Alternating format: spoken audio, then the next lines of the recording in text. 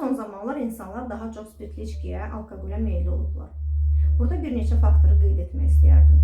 Hansı ki, sosial təzyiq, ailə modelləri, digər faktorlar isə içkinin əlçatan olması, təşviş, stres, digər psixoloji, yəni mental pozuntular, depressiya kimi hallar və sonuncu faktor genetik faktordur. Sosial və psixoloji faktorlardan, səbəblərdən danışsaq, insan öz daxili gərginliyin və negativ emosiyalarını atmaq üçün bu üsuldan istifadə edir. Bu hallara isə müxtəlif səbəblər var. Hansı ki, ailə məişət problemləridir, özünün şəxsi problemləridir, stres hallarıdır, cəmiyyət krizisləridir və s. Depressiya və digər mental pozuntularda nə baş verir? Alkoqol neyromediatorların miqdarını qaldırdığı üçün insanın müvəqqəti olaraq əhval-ruhiyyəsi yüksəlir deyə insan buna daha çox meyl edir və zamanla da bu vərdiş halına çevrilir. Buna görə də depressiyada və digər mental pozuntuları olan insanları bu üsul, yəni alkoqol daha çox cəlb edir. Digər psixoloji səbəb isə özgüvənsizlikdir. Çox vaxtı özgüvənsiz insanlar alkoqol qəbul edir ki, daha özgüvənli olsun, daha açıq sözlü olsun, özünü ifadə edə bilsin və təbii ki, bu da yenə də gətirib asılılığa çıxardır. Sonuncu qeyd edədiyim faktor biokimyəvi və genetik faktorda alkoqol asılılığının yaranmasında çox rol oynayır.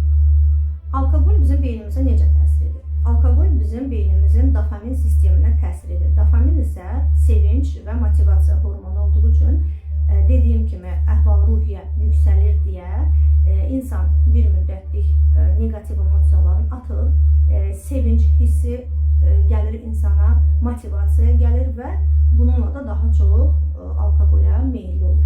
Və ən pisi də odur ki, alkoqoldan istifadə edən insan zamanla başqa maddələrdən də asılı ola bilər. Alkoqol asılılığı əslində psixikanın müdafiə reaksiyasıdır. Reallıqdan, problemlərdən qaçışdır. Çünki alkoqol qəbul etdiyi zaman insanın şuurunda dəyişim baş verir, şuur kontroldan çıxır və insan şuursuz şəkildə həyatının bir müvəqqəti olaraq yaşayır və bununla özünə mənəvən rahatlıq tapırmış kimi hiss edir özün.